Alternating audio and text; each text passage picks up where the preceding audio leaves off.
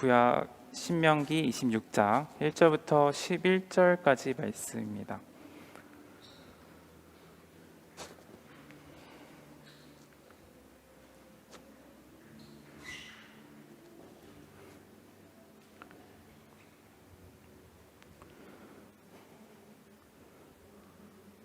안녕. 네, 다 찾으신 줄 알고 한 절씩 교독하도록 할게요. 네, 현장에도 와 있는 친구들 있기 때문에 한 절씩 교독하고 온라인 친구들도 같이 읽어주시면 감사하겠습니다. 제가 먼저 읽도록 하겠습니다.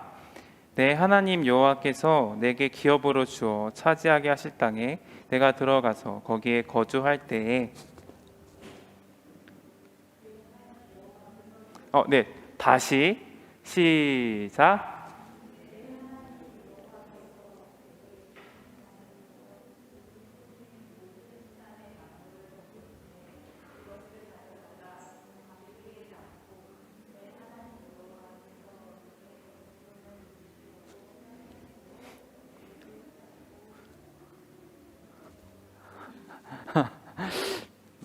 제가 앞에 있어서 안 보이시는 건가요? 아니면 왜 약간 그래도 여기는 읽는 것 같은데 이쪽은 그러니까 립싱크가 약간 흔적이 보여가지고 네, 한번 속아 보도록 하겠습니다.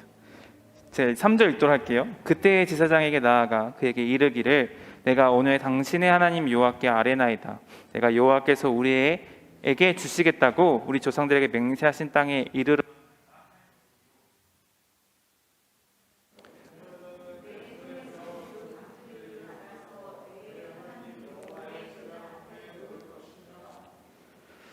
네, 방금 전에 리싱크 같았는데 네, 5절 읽을게요. 너는 또 내 하나님 여호와 앞에 아뢰기를 내 조상은 방랑하는 아람 사람으로서 애굽에 내려가 거기에서 소수로 거류하였더니 거기에서 크고 강하고 번성한 민족이 되었는데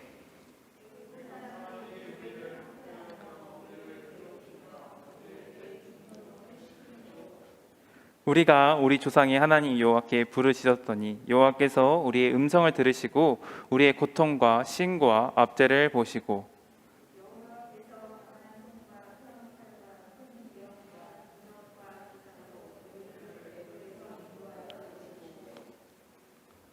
네, 이곳으로 인도하사 이 땅 곧 젖과 꿀이 흐르는 땅을 주셨나이다.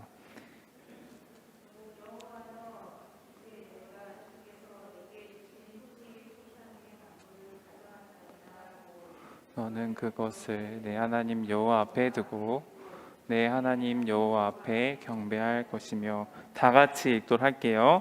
시작. 내 하나님 여호와께서 너와 내 집에 주신 모든 복으로 말미암아 너는 레위인과 너희 가운데 거류하는 객과 함께 즐거워할지니라. 아멘.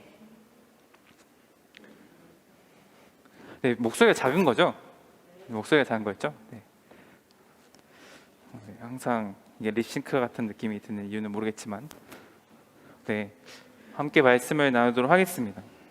우리나라는 이렇게 여름이 되면 태풍이라는 게 많이 오죠. 자연 재난 같은 거 얘기할 때 태풍이 우리나라는 주로 태풍이 옵니다. 비바람이 엄청 세게 몰아치는 태풍이 오는데 미국에는 어떤 게 있을까요? 미국의 태풍이라고 할 수 있는 게 무엇이 있을까요? 토네이도가 있잖아요. 토네이도는 태풍보다 좀 더 거센 바람이 불어서 아주 농작물뿐만 아니라 집까지 또는 자동차들까지 날려서 보내는 정말 엄청난 피해를 가져다 주는 것으로 유명한 재난이라고 할 수 있을 것 같아요. 그런데 미국에서 제가 아는 한인 교회를 교회를 하시던 목사님이 좀 말씀해 주신 내용이 있는데 미국에는 토네이도에 관련한 보험이 있대요. 이 보험을 들어서 이 토네이도에 관련 이런 피해가 있으면 보상을 받을 수 있는 보험이 있다고 합니다. 그래서 이 보험이 너무나 잘 되어 있어서 사람들이 좀 자기들 집이 또는 어떤 건물이 뭔가 오래되고 헐었다고 싶으면 오히려 토네이도가 지나가 주길 바란다라고 하더라고요. 농담삼아 이런 이야기를 한다고 했대요.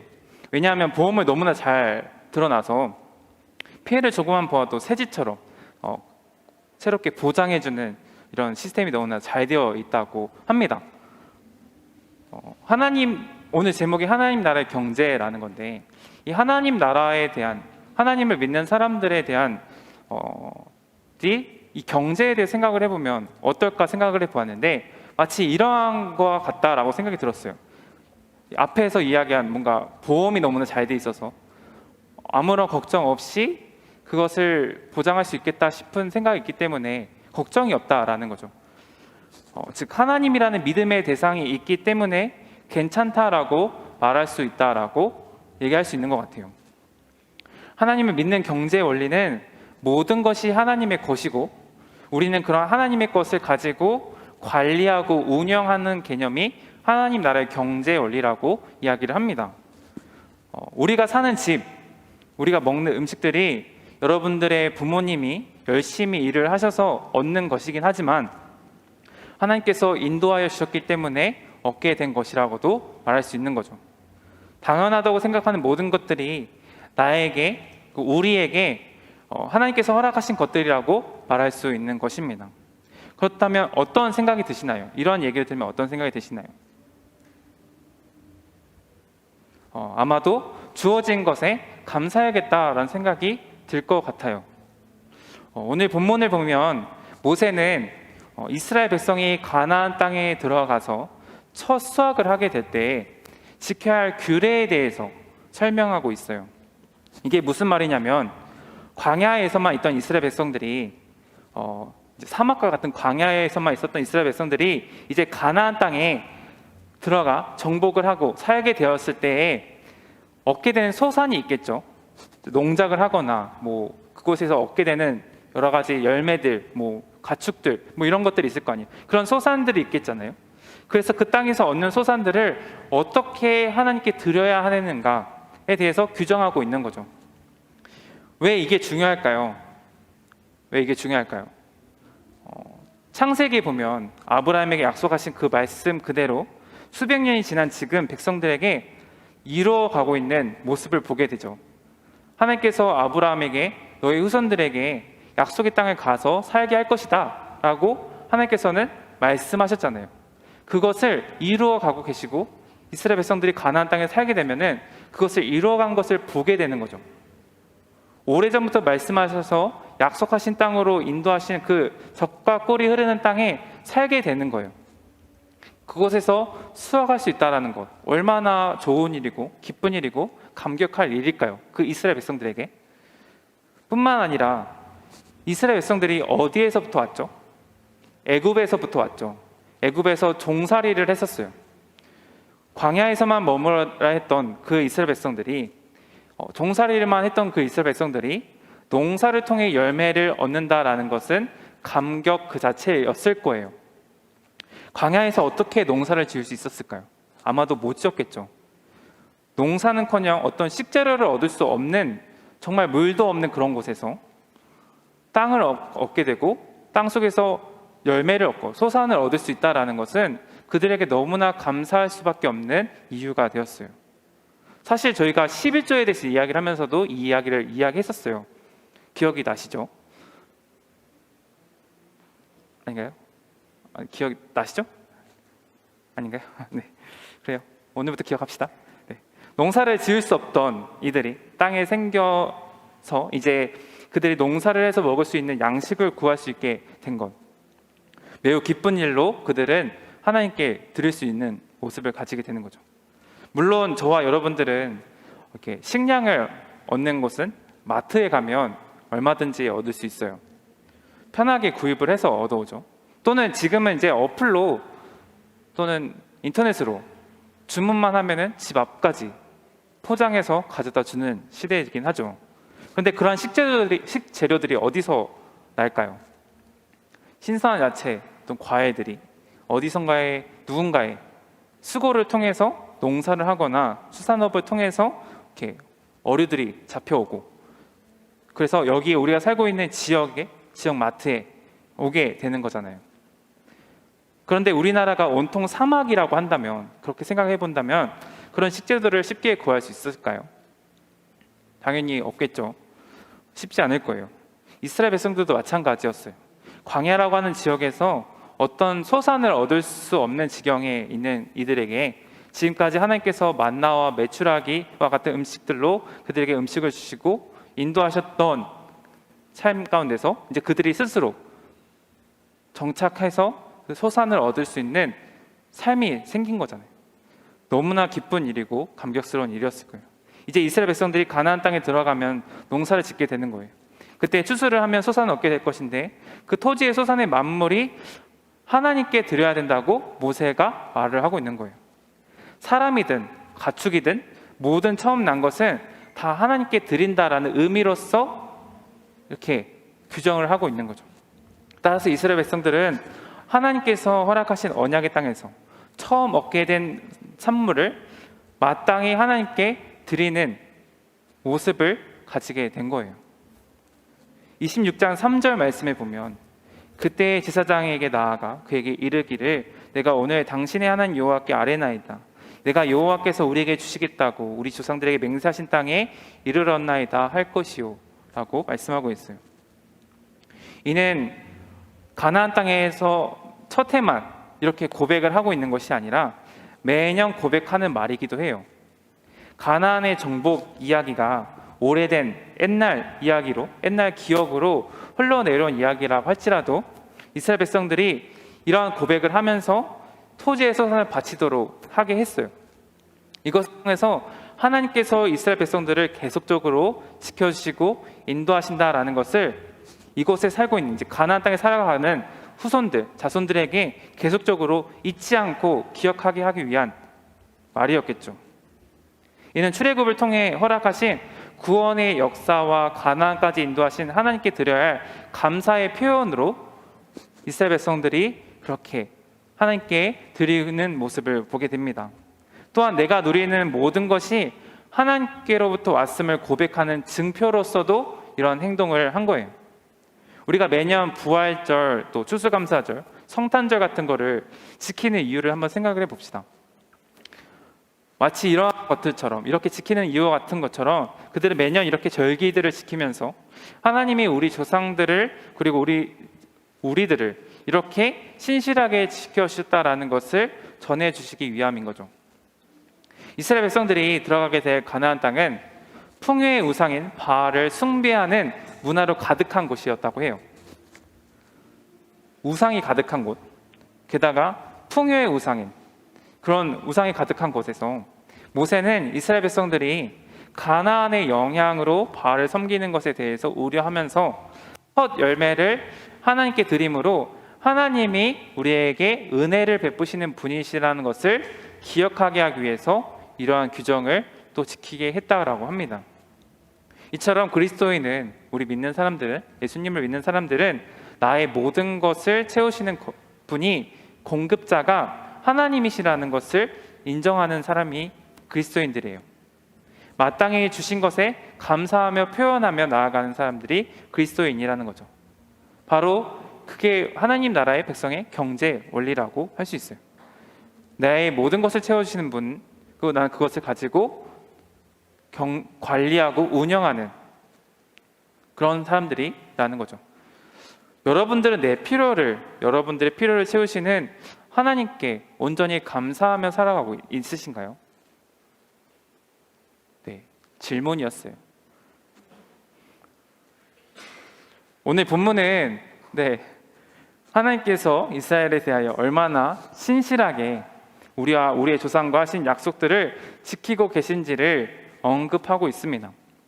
그런 하나님이 신실하심이 아니라면 우리가 또 이스라엘 백성들이 이 땅에 들어와 이러한 소산을 얻을 수 있었겠느냐라고 이야기를 하고 있는 거예요. 아까 제가 미국 토네이도에 대한 이야기를 했었잖아요.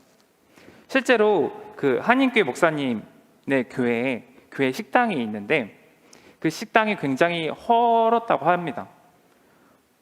많이 헐었대요. 그래서 교회 식당에서 교육관으로 같이 운영하며 있던 공간인데 많이 헐어서 이에 대해서 좀 고민하고 기도를 하고 있었대요. 좀 새롭게 건축을 해야 되는데, 또 안전하게 성도님들이 식당을 하고, 또 그것을 안전하게 친구들이, 학생들이 교육관을 활용해서 예배도 드리고 활동도 할 수 있으면 좋겠는데 라는 기도 제목으로 기도를 했었는데, 어느 날 갑자기 토네이도가 그 앞을 지나갔다고 합니다.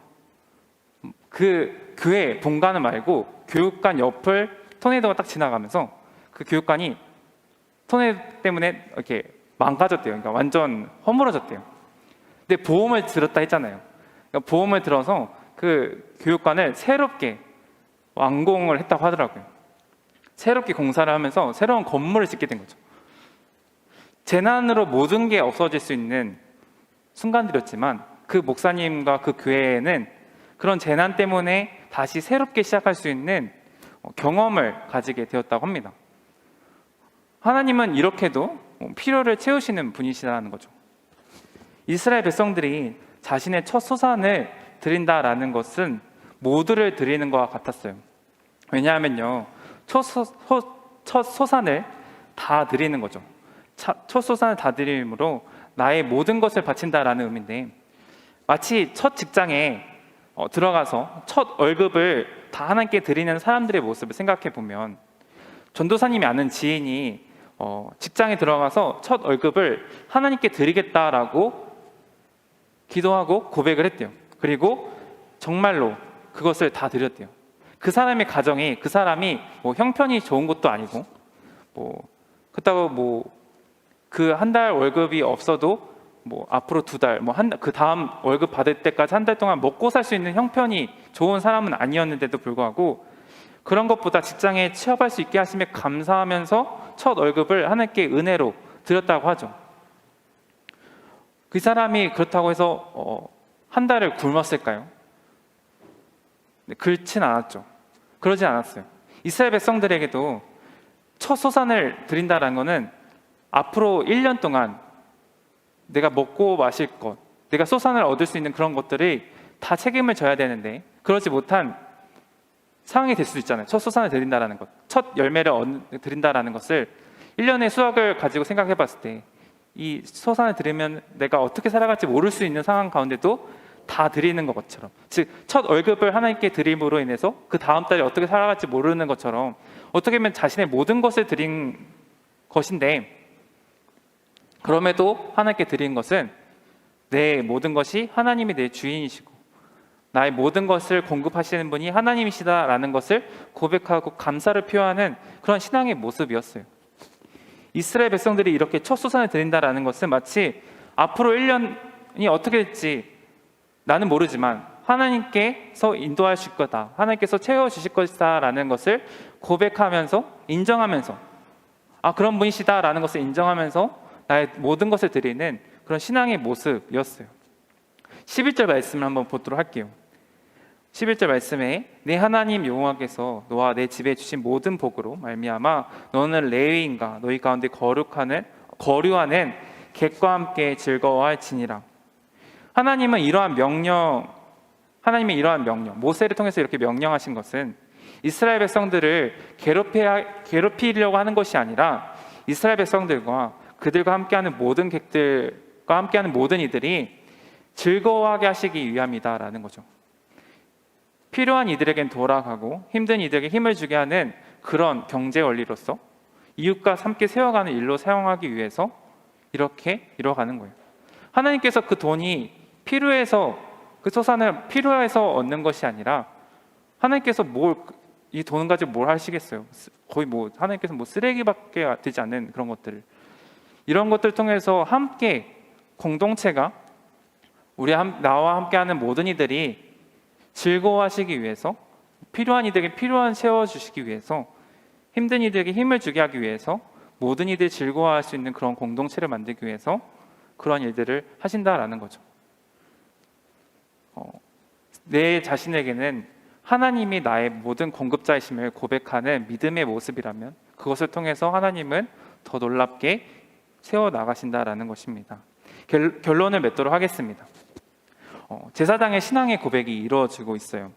그 고백은 다른 것이 아니라 이스라엘 역사 속에서 하나님께서 행하신 일에 대한 고백이었어요. 이스라엘이 어떤 존재였는지, 애굽에서 무슨 일을 겪었는지, 그런데 그런 하나님께서 우리에게 어떤 은혜를 주셨고 어떻게 이 땅에 인도하게 하셨는지에 대한 고백을 다루고 있습니다. 이들의 신앙 고백은 어떻게 보면 역사 속에서, 역사를 통해서 세워지고 만들어가고 있는 거였어요. 우리의 신앙도 좀 마찬가지인 것 같아요.